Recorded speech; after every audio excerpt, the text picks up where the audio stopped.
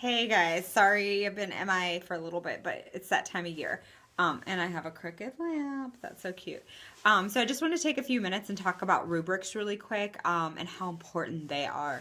So I always like to make things very relevant to teachers so that because sometimes we get lost and we forget why we're doing what we're doing and why we're doing it and all this vocabulary and jargon about education. And so if I said to a group of teachers right now, write me a lesson plan, I think I would get 5 million different types of lesson plans. I've been in different districts, I've been in different schools, and all of them have really required a different format. The gist of what a good instruction looks like is pretty much the same though, but I would get different things. And so the reason I say have a rubric is just that. Just because I give an assignment doesn't mean I'm going to get the product that I want.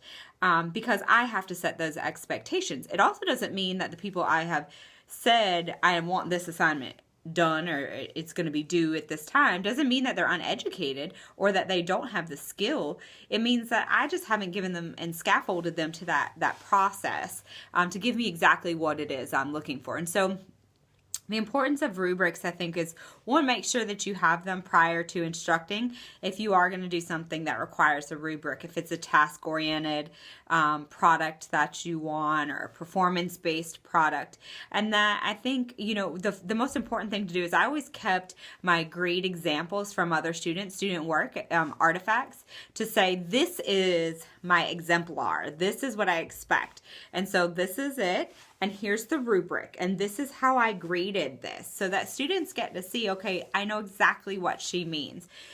Because especially middle school kids, elementary school kids, if we have a rubric that says something like cites effective evidence, well, effective to you and effective to me are two different things. And I'm just thinking of like an 8th grade boy, and he's writing, the body of an essay, and he cites one thing. And is it a great quote that he cites? And he cites it accurately? Yes. Is it an effective quote? Yes. But did the one quote do it justice, right? And so, I think at this age we have to scaffold a little bit more. And so we might have to be very specific in saying that, effective citation looks like this. And so, it may mean explain to them 3 or 4 times citing within the body of a paragraph is what I'm looking for that exemplar, versus what's proficient and what is not. And so I just really stress that with rubrics, really evaluate what is it that you're looking for.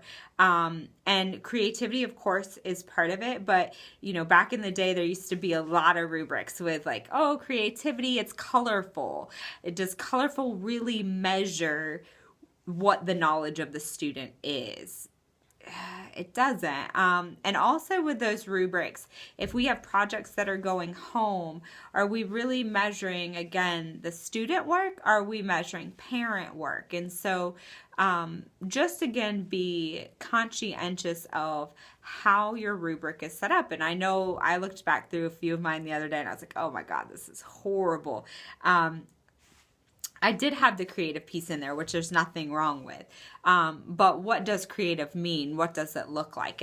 So those are the things that, again, when we are setting up our rubrics and just giving descriptions of exactly what it is we expect. And I think, again, the most important thing, not only like going back to if I gave a set of teachers the assignment, go make me a lesson plan, and I had a variety of people from all over the state, I'm going to get very different products back if I don't set the expectation, if my rubric is not specifically outlined.